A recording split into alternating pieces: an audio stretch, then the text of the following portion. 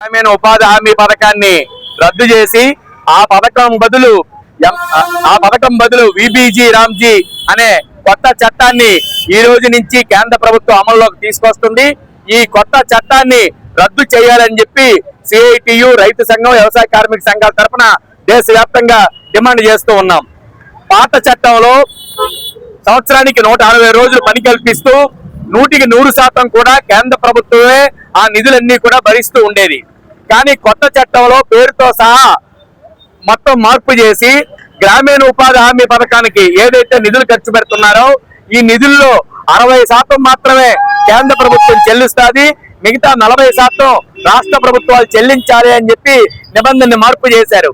ఈ నిబంధన వల్ల రాష్ట్ర ప్రభుత్వాల మీద అనేక భారాలు అనేది పడుతూ ఉంటాయి. దీనితో రాష్ట్ర ప్రభుత్వాలు ఈ పథకాన్ని అమలు చేయకుండా నిర్వీర్యం చేయడం కోసం వెనక్కి వెళ్తూ ఉంటాయి.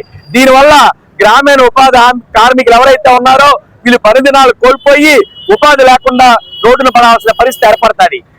జాతీయ గ్రామీణ ఉపాధి హామీ పథకం వచ్చిన తర్వాత గ్రామీణ ప్రాంతాల్లో కూలీలకి 160 రోజులు పని కల్పించడం వల్ల వాళ్ళ జీవితాల్లో కొంత మార్పు అనేది వచ్చింది. ఈ చట్టం రావడానికి ముఖ్యంగా వామపక్షాలు UPA 1 ప్రభుత్వం మీద ఒత్తిడి తీసుకొని వచ్చి ఈ చట్టాన్ని అమల్లో తీసుకొచ్చింది.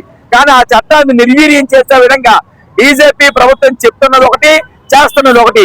ఈ పథకం ద్వారా వ్యవసాయ కార్మికులకి, గ్రామీణ ఉపాధి కార్మికులకి ఎక్కువ లాభాలు జరుగుతాయని చెప్పి ఉన్న సౌకర్యాలన్నింటినీ కూడా తీసివేస్తున్నారు. మేము డిమాండ్ చేస్తున్నది సంవత్సరానికి 200 రోజులు ఉపాధి గ్యారంటీ చేయాలి. ఒక రోజు వేతనం 600 రూపాయలు తక్కువ లేకుండా ఉపాధి కార్మికులకు చెల్లించాలి. వాళ్ళ పని ప్రదేశాల్లో వాళ్ళకి అవసరమైనటువంటి పనిముట్లు కానీ, పని చేయడానికి అవసరమైన పని పరిస్థితులు కానీ ఏర్పాటు చేయాలి. వాళ్ళకి రవాణా ఛార్జీలు, అలాగే ఏదైతే ఎండల్లో పనిచేస్తూ ఉంటారో అప్పుడు టెంటలు కానీ, మంచినీళ్ళు కానీ, ఇటువంటి సౌకర్యాలన్నీ కూడా రాష్ట్ర ప్రభుత్వం, కేంద్ర ప్రభుత్వం భరించాల్సి ఉంది.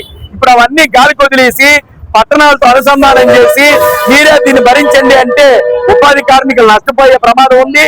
గ్రామీణ ప్రాంతంలో ఉండే ఇప్పుడు దాకా కనీసం 4 మెతుకులు తింటున్నారు అనుకున్న వాళ్ళు కూడా రోడ్డు మీద పడిపోయే పరిస్థితి ఉంది. కాబట్టి విబి గ్రామ్జీ చట్టం ఏదైతే ఉందో దీన్ని పూర్తిగా రద్దు చేయాలని మేము సిఐటిగా డిమాండ్ చేస్తున్నాము. ఈ డిమాండ్ తో ఇప్పటికే ఈ రోజు నుంచి అమలు చేయాలని చేస్తారు కాబట్టి ఈ రోజున దీని మీద దేశవ్యాప్తంగా నిరసనలు తెలియజేస్తున్నాం. భవిష్యత్తులో ఈ పథకాన్ని కొనసాగించాలంటే పూర్తిగా 100% కేంద్ర ప్రభుత్వమే ఈ నిధులను భరించాలి. 200 రోజులు పని కల్పించాలి. రోజుకి 600 రూపాయల వేతనం చెల్లించాలి. ఈ రకంగా చట్టాల్లో మార్పులు చేయాలని చెప్పి మేము డిమాండ్ చేస్తూ ఉన్నాము. లేని పక్షంలో కార్మికుల్ని, వ్యవసాయ కార్మికుల్ని మొత్తం పెద్ద ఎత్తున పోరాటం చేసి ఆందోళన చేస్తామని కూడా తెలియజేస్తున్నాం.